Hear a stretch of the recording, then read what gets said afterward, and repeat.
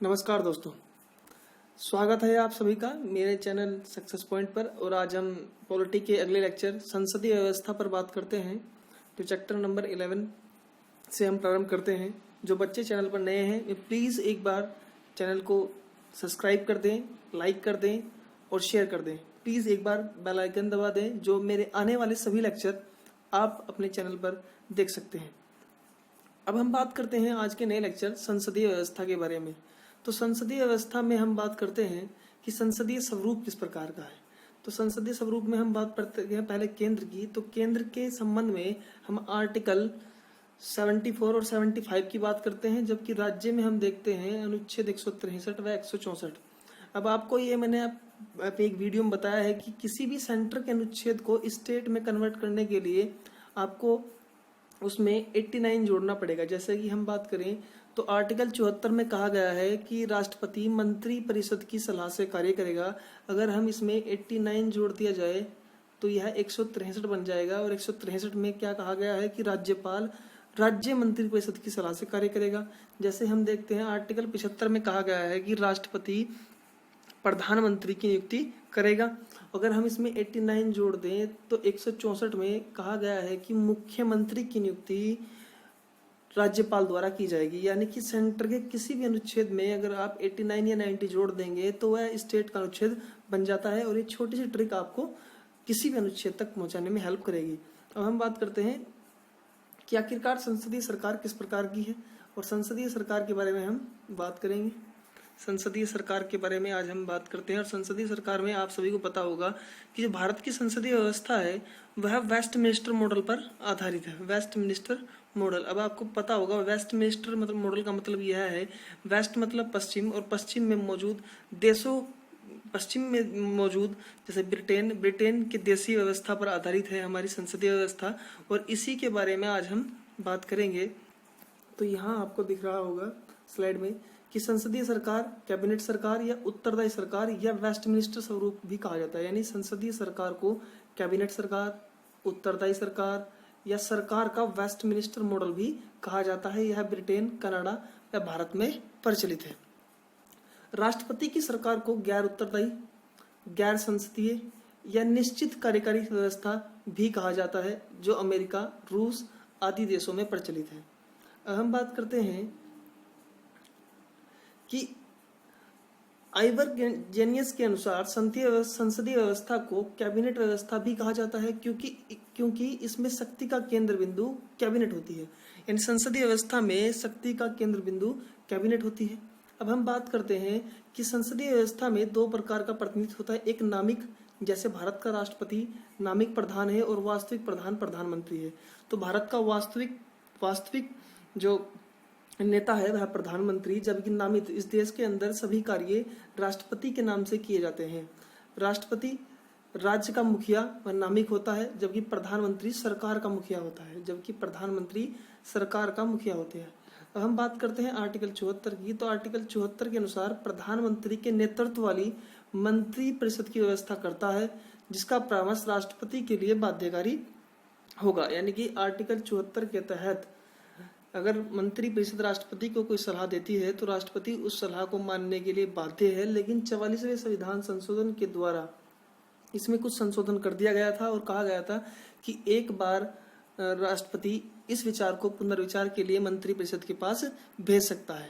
परंतु अगर मंत्री परिषद ने इस पर कोई विचार नहीं किया और उसी बिल को दोबारा राष्ट्रपति के पास भेज दिया तो राष्ट्रपति उस पर अपना फैसला देने के लिए बाध्य हो जाता है। अब हम बात करते हैं कि बहुमत प्राप्त, इसमें जो संसदीय व्यवस्था होती है इसमें किस प्रकार का नेतृत्व होता है। तो पहली बात करते हैं कि इसमें हमेशा बहुमत प्राप्त दल का शासन होता है। बहुमत प्राप्त दल के नेता को राष्ट्रपति प्रधानमंत्री पद के लिए नियुक्त करता है, तथा अन्य मंत्रियों की नियुक्ति राष्ट्रपति की प्रधानमंत्री की सलाह पर की जाती है। यानी कि आर्टिकल 75 में कहा गया है कि जो प्रधानमंत्री की नियुक्ति राष्ट्रपति द्वारा की जाएगी, जबकि अन्य मंत्रियों की नियुक्ति प्रधानमंत्री की सलाह पर राष्ट्रपति द्वारा की जाती है। हम बात करते हैं आर्टिकल 75 में हमें सामूहिक उत्तरदायित्व दिखाई देता है। मंत्रियों का संसद के प्रति सामूहिक उत्तरदायित्व होता है, और विशेष कर लोकसभा के प्रति गठबंधन, यानी मंत्रिपरिषद मुख्यतः लोकसभा के प्रति सामूहिक उत्तरदायी होती है। इससे हम देख सकते हैं, अगर संसद में अविश्वास प्रस्ताव ला दिया जाए लोकसभा में, तो अगर अविश्वास प्रस्ताव पारित हो जाए तो समस्त मंत्रिमंडल को त्यागपत्र देना पड़ता है। अब हम बात करते हैं कि संसदीय व्यवस्था का अगला रूप होता है राजनीतिक एकरूपता, यानी मंत्रिपरिषद के सदस्य एक ही राजनीतिक दल से संबंधित होते हैं। इस प्रकार समान राजनीतिक विचारधारा होती है, यानी कि अगर हम बात करें तो मंत्रिपरिषद के सभी सदस्य एक ही राजनीतिक दल के सदस्य होते हैं मैक्सिमम, और इससे हम देख सकते हैं कि कहीं ना कहीं संसद में राजनीतिक एक विचारधारा एक समान होती है। अगर हम बात करें कि दोहरी सदस्यता की जो संसदीय व्यवस्था होती है, इसमें मंत्री, विधायिका और कार्यपालिका दोनों के सदस्य होते हैं। विधायिका मतलब संसद और कार्यपालिका मतलब मंत्रिमंडल, तो यानी कैबिनेट। तो अगर हम बात करें, यदि एक व्यक्ति जो संसद का सदस्य नहीं है वह भी मंत्री बन सकता है, परंतु उसे 6 माह के अंदर संसद का सदस्य बनना होगा। यानी कि एक व्यक्ति मंत्री बन सकता है बशर्ते उसे 6 माह के अंदर संसद के किसी भी सदन से अपनी सदस्यता ग्रहण करनी होगी। अब हम बात करते हैं कि प्रधानमंत्री का नेतृत्व। सरकार की व्यवस्था प्रधानमंत्री के नेतृत्व की भूमिका निभाता है, यानी सरकार की व्यवस्था में प्रधानमंत्री नेतृत्व की भूमिका निभाता है। अब हम बात करते हैं कि संसदीय व्यवस्था की अगली विशेषता है निचले दल का विघटन। संसद के निचले सदन को प्रधानमंत्री की सिफारिश पर राष्ट्रपति विघटित कर सकता है, यानी संसद में लोकसभा को विघटित किया जा सकता है, जबकि राज्यसभा एक अस्थायी सदन है। अगली हम बात करें गोपनीयता। मंत्री गोपनीयता के सिद्धांत पर कार्य करते हैं और अपनी नीतियों व निर्णयों की सूचना नहीं दे सकते। मंत्रियों को शपथ राष्ट्रपति दिलाते हैं। अगली विशेषता पर बात करते हैं संसदीय व्यवस्था के गुण की। आखिरकार इसमें गुण किस प्रकार के हैं? तो अगर हम बात करें संसदीय व्यवस्था के गुणों के बारे में, तो यह विधायी और कार्यकारी अंगों के बीच एक सहयोग है, यानी संसद विधायी और कार्यकारी अंगों के बीच एक सहयोग का कार्य करती है। अपने प्रकृति के अनुरूप संसद में उत्तरदायी सरकार का गठन होता है, यानी अपनी प्रकृति के अनुरूप संसद में उत्तरदायी सरकार का गठन होता है। इस व्यवस्था के तहत कार्यकारी एक समूह में निहित होती है और मंत्री परिषद न कि एक व्यक्ति में, यानी कि इस व्यवस्था के तहत कार्यकारी बेंच या कार्यकारी कार्य करने की क्षमता है वह एक समूह में निहित होती है, न कि केवल एक ही मंत्री में। सत्तारूढ़ में बहुमत खो जाने पर राज्य का मुखिया विपक्षी दल को सरकार बनाने के लिए आमंत्रित करता है। अगर सरकार का बहुमत विफल हो जाए तो राष्ट्रपति विपक्षी दल के बड़े नेता, यानी विपक्षी दल के जो सबसे बड़ा नेता होता है, उसे आमंत्रित करता है कि वह सरकार बनाने के लिए आमंत्रित किया जा सकता है। संसदीय व्यवस्था में कार्यपालिका लोगों के समूह में गठित होती है, यानी संसदीय व्यवस्था में कार्यपालिका लोगों के समूह में गठित होती है। अब बात करते हैं संसदीय व्यवस्था के आखिरकार दोष किस प्रकार हैं, इसमें किस प्रकार के दोष पाए गए हैं, तो इन पर हम बात कर लेते हैं। तो संसदीय व्यवस्था अस्थायी सरकार की व्यवस्था नहीं है, यानी संसदीय व्यवस्था अस्थायी सरकार की व्यवस्था नहीं है। इसमें यह कभी भी अविश्वास प्रस्ताव के द्वारा सरकार गिर सकती है, गठबंधन की सरकार गिर सकती है। जैसे कि संसदीय व्यवस्था में दीर्घकालीन नीतियों लागू नहीं हो पाती क्योंकि सरकार का कार्यकाल अनिश्चितता बनी जाती है, क्योंकि सरकार का कार्यकाल की अनिश्चितता बन जाती है। सरकार की भी किसी भी समय गिर सकती है। जब सत्तारूढ़ पार्टी को सदन में पूर्ण बहुमत प्राप्त होता है तो कैबिनेट निरंकुश हो जाती है। अगर हम मान करें तो अगर संसद में सत्ताधारी पार्टी को पूर्ण बहुमत प्राप्त हो तो कैबिनेट निरंकुश हो जाती है। जैसे कि अगर हम तुलना करके देखें तो मोदी सरकार को पूर्ण बहुमत है तो कहीं ना कहीं कैबिनेट द्वारा बड़े स्तर पर फैसले लिए जा रहे हैं, जैसे जम्मू कश्मीर कैब के मामले में, या इससे पहले हम देखा था तमाम मामले जो भी अयोध्या मामला, इन सब पर हम देख सकते हैं कि कहीं ना कहीं कैबिनेट नोटबंदी, कहीं ना कहीं कैबिनेट एक निरंकुश तरीके से कार्य करना प्रारंभ कर देती है। संसदीय व्यवस्था में विधायिका और कार्यपालिका एक साथ अविभाज्य होते हैं, यानी कि संसदीय व्यवस्था में विधायिका और कार्यपाल एक साथ और अविभाज्य होते हैं। अगर हम बात करें राष्ट्रपति शासन की व्यवस्थाएं, तो राष्ट्रपति शासन व्यवस्था की विशेषता है कि राष्ट्रपति शासन व्यवस्था की विशेषताएं किस प्रकार है। तो अगर राष्ट्रपति शासन होगा तो एकल कार्यकारिणी होगी, राष्ट्रपति एवं विधायिका का पृथक रूप से निश्चित अवधि के लिए निर्वाचन होगा, उत्तरदायी का अभाव होगा, राजनीति एकरूपता नहीं रहती, एकल सदस्य होती है, राष्ट्रपति का नियंत्रण होता है, निचला सदन विघटन हो जाता है, वह शक्तियों का विभेद हो जाता है। अगर राष्ट्रपति शासन लग जाए तो आप देख सकते हैं कि राष्ट्रपति का नियंत्रण होगा, एकल सदस्यता होगी, राजनीतिक एकरूपता नहीं रहेगी, शक्तियों में विभेद होगा, निचला सदन विघटित हो जाएगा, उत्तरदायित्व का अभाव होगा। अगर हम बात करें कि राष्ट्रपति शासन व्यवस्था के दोष, की राष्ट्रपति शासन व्यवस्था के दोष किस प्रकार हैं, तो विधायिका और कार्यपालिका के बीच टकराव की स्थिति होगी, गैर उत्तरदायी सरकार होगी, गैर उत्तरदायी नेतृत्व की संभावना होगी और सीमित प्रतिनिधित्व होगा। अगर हम बात करें राष्ट्रपति शासन व्यवस्था के गुण, तो अस्थायी सरकार, नीतियों की निश्चितता, शक्तियों के विभाजन पर आधारित विशेषज्ञों द्वारा सरकार चलाई जाती है। अगर हम बात करें संसदीय व्यवस्था का स्वीकार्तिकाकरण की, आखिरकार संसदीय व्यवस्था को ही स्वीकार क्यों किया गया था, तो हम देख सकते हैं कि इसके कारण क्या, तो हम शुरू से ही संसदीय प्रणाली का इस्तेमाल करते आ रहे हैं, ब्रिटेन के समय से ही, यानी कि गुलामी के समय से ही हम कहीं ना कहीं संसदीय व्यवस्था को ही अपनाते आ रहे हैं, इसलिए इस व्यवस्था को अपनाया गया होगा। अंबेडकर ने संविधान सभा में इस और इशारा किया था कि एक लोकतंत्र कार्यकारिणी को 2 शर्तें अवश्य पूरा करना चाहिए, एक अस्थायित्व और दूसरा उत्तरदायित्व। तो हम भारत एक उत्तरदायित्व सरकार की बात करते हैं। संविधान निर्माता चाहते थे कि विधायिका कार्यपालिका के बीच टकराव को नकारा जाए, जो कि अमेरिका में देखा जाता है, यानी कि अमेरिका में विधायिका और कार्यपालिका के बीच टकराव होता है, परंतु भारत में ऐसा नहीं है। भारत विश्व में सर्वाधिक मिश्रित राज्य है और सर्वाधिक जटिल समाज वाला राज्य है, यानी भारत की भौगोलिक विशेषता देख लें, सांस्कृतिक विशेषता देख लें या धार्मिक विशेषता देख लें, तो यह एक मिश्रित राज्य है और इसकी सर्वाधिक सामाजिक जटिलता है, इसलिए संसदीय व्यवस्था को भारत में लागू किया गया हुआ। भारत एवं ब्रिटिश मॉडल की संसद में क्या विभेद है, तो इस पर बात करते हैं। तो ब्रिटिश राजशाही के स्थान पर भारत में गणतंत्र पद्धति अपनाई गई है, यानी भारत में गणतंत्रात्मक प्रणाली, गणतंत्र लोकतंत्र अपनाया गया है, लेकिन ब्रिटेन में गणतंत्र को नहीं अपनाया गया है, वहाँ राजतंत्र को अपनाया है। गणतंत्र का सही अर्थ यह होता है कि जिस देश का राष्ट्रीय अध्यक्ष या तो प्रत्यक्ष या अप्रत्यक्ष तौर पर जनता द्वारा निर्वाचित होता है, वह देश ही गणतंत्र कहलाता है, परंतु ब्रिटेन में यह अनुवांशिक होता है और वहाँ राजशाही चलती आ रही है, इसलिए ब्रिटेन एक गणतंत्र देश नहीं है और भारत एक गणतंत्र देश है। और भारत में गणतंत्रात्मक व्यवस्था फ्रांस से ली गई है। अगर हम बात करें, ब्रिटिश व्यवस्था संसद की संप्रभुता के सिद्धांत पर आधारित है, जबकि भारत में संसद सर्वोच्च नहीं है और शक्तियों पर प्रतिबंध है, क्योंकि यहाँ एक लिखित संविधान है, संघीय व्यवस्था है और न्यायिक समीक्षा है और मूल अधिकार है। यानी ब्रिटिश व्यवस्था संसद की संप्रभुता के सिद्धांत पर आधारित है, जबकि भारत में संसद सर्वोच्च पर नहीं है। संसद भले ही यहाँ कानून बना सकती है, परंतु यहाँ उसके कानून पर कहीं ना कहीं लिखित संविधान, संघीय व्यवस्था और न्यायिक समीक्षा और मौलिक अधिकारों का एक ऐसा मिला जुला, हम बोल सकते हैं ऐसा मिला जुला स्पंज है कि वह उसे पूर्ण तौर पर कार्य करने नहीं देता और कहीं ना कहीं सर्वोच्च न्यायालय उस पर उसके द्वारा बनाए गए कानून की जांच कर सकता है, तो वह यहाँ सर्वोच्च नहीं है, जबकि ब्रिटेन में संसद सर्वोच्च पर होती है।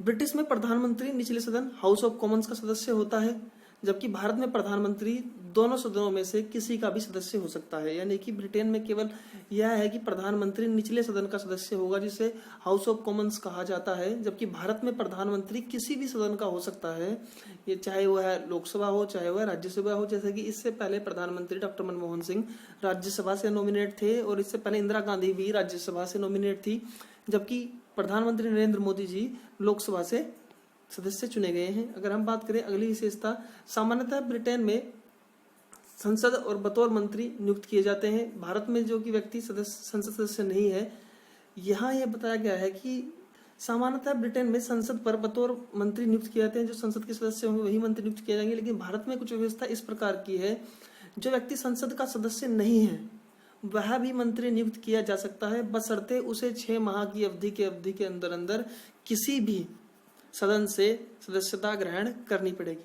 ब्रिटेन में मंत्रियों की कानूनी जिम्मेदारी नहीं होती, जबकि भारत में ऐसी व्यवस्था नहीं है। यानी ब्रिटेन के मंत्रियों की कानूनी जिम्मेदारी होती है, ब्रिटेन में मंत्रियों की कानूनी जिम्मेदारी होती है, जबकि भारत में मंत्री की कानूनी जिम्मेदारी नहीं होती। भले ही यहाँ भारत के अंदर कानून मंत्री होता जरूर है, लेकिन यहाँ उसकी कानून के प्रति कोई व्यवस्था नहीं की गई है। अगर हम बात करें तो ब्रिटेन में एक अनोखी विशेषता होती है, ब्रिटेन कैबिनेट में एक नई विशेषता है जिसे बोला जाता है शैडो कैबिनेट। तो ये शैडो कैबिनेट आपको देखना होगा कि शैडो कैबिनेट एक अनोखी विशेषता है जो केवल ब्रिटिश संविधान में पाई जाती है। इसमें होता क्या है, यह विपक्षी पार्टी द्वारा बनाई जाती है और यह सत्ताधारी पार्टी के साथ संतुलन बनाए रखती है। जैसे मान लेते हैं कि अगर भी सत्ताधारी पार्टी में बड़े नेता अमित शाह और दूसरी साइड कांग्रेस पार्टी में बड़े नेता राहुल गांधी, तो यह उनके शैडो होंगे। और उनके शैडो का मतलब होता है छाया, कि उनकी छाया पर काम करेंगे। तो विपक्ष कहीं ना कहीं सत्ताधारी पार्टी के नेता की छाया के रूप में काम करते हैं और उस पर पूरा नियंत्रण, उस पूरा ध्यान देते हैं कि यह किस प्रकार कार्य करता है, उसकी कमियां ढूंढते हैं। तो यह व्यवस्था केवल ब्रिटेन में, भारत में ऐसी कोई संस्था नहीं है या ऐसी कोई व्यवस्था नहीं की गई है।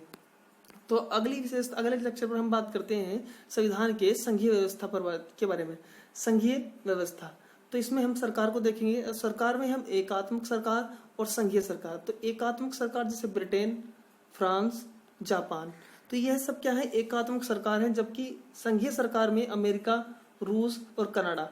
तो कनाडा एक संघीय सरकार है और कनाडा के ही सिद्धांत पर भारत में भी संघीय व्यवस्था बनाई गई है। तो एकल या एकात्मक सरकार, इसमें समस्त शक्ति केंद्र के हाथ में होती है और क्षेत्रीय सरकार में निहित होती है। यानी इसमें समस्त शक्तियां एवं कार्य केंद्र सरकार और क्षेत्रीय सरकार में निहित होती है। जबकि संघीय सरकार में शक्तियां संविधान केंद्र व क्षेत्रीय सरकार में विभाजित होती है। यानी कि संघीय व्यवस्था में शक्तियों का बंटवारा किया जाता है, शक्तियों को दो भागों में बांटा जाता है, केंद्र व क्षेत्रीय में विभाजित किया जाता है। जबकि एकात्मक में सभी शक्तियां केंद्र के पास होती हैं या क्षेत्रीय सरकार के पास होती है। अगर हम बात करें कि संघीय एवं एकात्मक सरकार की तुलनात्मक विशेषताएं किस प्रकार की है, तो हम बात करते हैं पहले संघीय सरकार की। तो संघीय सरकार में दोहरी सरकार होती है। एकात्मक सरकार में एकल सरकार और राष्ट्रीय सरकार होती है। संघीय सरकार में लिखित संविधान होता है और एकात्मक सरकार में लिखित संविधान हो सकता है और अलिखित संविधान दोनों हो सकते हैं। क्षेत्रीय व राष्ट्रीय सरकार के मध्य शक्तियों का विभाजन होता है संघीय सरकार में, जबकि यहाँ शक्तियों का कोई विभाजन नहीं होता। संविधान की सर्वोच्चता होती है। यहाँ संविधान की सर्वोच्चता हो भी सकती है और नहीं भी हो सकती। संघीय सरकार में संविधान कठोर होता है और एकात्मक सरकार में संविधान कठोर हो भी सकता है और लचीला भी हो सकता है, जैसे ब्रिटेन में। संघीय सरकार में स्वतंत्र न्यायपालिका होती है, जबकि एकात्मक सरकार में न्यायपालिका स्वतंत्र हो भी सकती है और नहीं भी। संघीय सरकार में 2 सदनीय व्यवस्था होती है और एकात्मक सरकार में 2 सदनीय व्यवस्था व 1 सदनीय व्यवस्था भी हो सकती है। अब संघीय सरकार के बारे में, संघीय शासन को लैटिन भाषा शब्द फोर्ट्रेस से लिया गया है, जिसका अभिप्राय संधि या समझौता है। संघों की इकाई को विभाजित नामों से, जैसे अमेरिका। और संविधान की संघीय व्यवस्था के बारे में हम बात करते हैं कि आखिरकार संविधान में संघीय व्यवस्था की क्या विशेषता है। तो संविधान में संघ स्तर पर केंद्र व राज्यों पर राज्य पद्धति को अपनाया गया है। हमारा संविधान न केवल लिखित संविधान वरना विश्व का सबसे विस्तृत संविधान भी है। अगली हम बात करें तो संविधान में केंद्र और राज्यों के बीच शक्तियों का विभाजन किया जाता है। सर्वोच्च संविधान होता है, संविधान सर्वोच्च पर होता है। वह संविधान द्वारा शक्तियों का विभाजन, संविधान की सर्वोच्चता तभी बनाए रखी जा सकती है जब संविधान में संशोधन प्रक्रिया कठोर हो। यानी कि अगर संविधान की शक्तियों का विभाजन व संविधान की सर्वोच्चता तभी बनाई जा सकती है अगर संविधान कठोर हो। हमारी न्यायपालिका स्वतंत्र है और साथ साथ यहाँ 2 सदनीय व्यवस्था है, जैसे उच्च सदन अपर हाउस राज्यसभा व लोअर हाउस लोकसभा। और हम बात करते हैं संविधान की एकात्मक विशेषताएं कि संविधान की एकात्मक व्यवस्था क्या होती है। तो इसमें शक्तियों का विभाजन केंद्र के पक्ष में होता है। भारत के राज्यों को एकता का अधिकार नहीं होता। अगर हम बात करें, भारत के राज्यों को एकता का अधिकार नहीं होता। एक संघ में राज्यों को केंद्र से हटकर अपना संविधान बनाने का अधिकार होता है, परंतु भारत में ऐसी कोई विशेषता नहीं दी गई है। यानी कि यहाँ राज्य अपना संविधान नहीं बना सकते, यहाँ ऐसी कोई व्यवस्था नहीं है। अगर हम बात करें अन्य संघीय प्रणाली की तुलना में भारतीय संविधान में संशोधन प्रक्रिया कठोर है। राज्यों की जनसंख्या के आधार पर राज्यसभा का प्रतिनिधित्व किया जाता है। और साथ साथ अगर हम बात करें तो संविधान में 3 तरह के आपातकाल की व्यवस्था की गई है, जिसमें राष्ट्रपति शासन, राज्यपाल शासन, राज्य व वित्त आपातकाल, ये सब लगाए जाते हैं। अगर हम बात करें एकल नागरिकता का प्रावधान किया गया है। भारतीय संविधान द्वारा अपर उच्चतम न्यायालय के साथ साथ एकात्मक न्यायपालिका की स्थापना की गई है कि सर्वोच्च पर सुप्रीम कोर्ट होगा, सुप्रीम कोर्ट के नीचे हाई कोर्ट होगा, हाई कोर्ट के नीचे अधीनस्थ जिला न्यायालय होंगे और जिला न्यायालय के नीचे अधीनस्थ न्यायालय होंगे। तो यह कहीं ना कहीं एक पिरामिड के रूप में सुप्रीम कोर्ट से नीचे तक एकात्मक दिखाई देता है। अखिल भारतीय सेवाओं की नियुक्ति केंद्र एवं राज्य दोनों के लिए की जाएगी, जिसकी नियुक्ति कौन करता है? केंद्र करती है। राज्यपाल राज्य का प्रमुख होता है, जिसकी नियुक्ति भी कौन करता है? राष्ट्रपति। यानी कहीं ना कहीं हमें दिखाई दे रहा है कि शक्ति फिर भी एकात्मकता की ओर झुकाव है, इसलिए भारतीय संविधान को अर्धसंघीय संविधान कहा जाता है।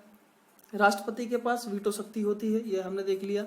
अगर हम बात करें तो ये हमने देखा कि भारतीय संविधान एकात्मक और संघात्मक दोनों का मिक्सचर है, और भारत का कहीं ना कहीं संविधान का झुकाव एकात्मक की ओर अधिक है। भारत में एकात्मक एकल नागरिकता है, और राज्यपाल की नियुक्ति केंद्र सरकार द्वारा की जाती है। अखिल भारतीय सेवाओं की नियुक्ति, राज्यपाल की नियुक्ति, साथ साथ कैग की नियुक्ति, वित्त आयोग की नियुक्ति, और तमाम राष्ट्रपति शासन, ये सब चीज अगर हम इनका एनालिसिस करें तो हमें पता होगा कि भारतीय संविधान में कहीं ना कहीं झुकाव एकात्मकता की ओर है, परंतु हम भारतीय संविधान को संघीय संविधान के दायरे में रखेंगे।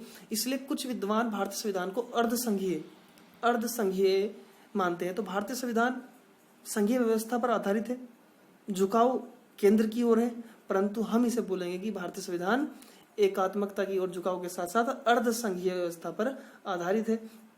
तो बच्चों, ये आज का लेक्चर था। इसके बाद हम नेक्स्ट क्लास स्टार्ट करेंगे। तो जिन बच्चों का कमेंट में कोई क्वेश्चन हो, कमेंट में क्वेश्चन पूछ सकते हैं। साथ साथ बच्चों एक बार इस चैनल को लाइक कर दें और शेयर कर दें। आप सभी से यही मेरी रिक्वेस्ट है।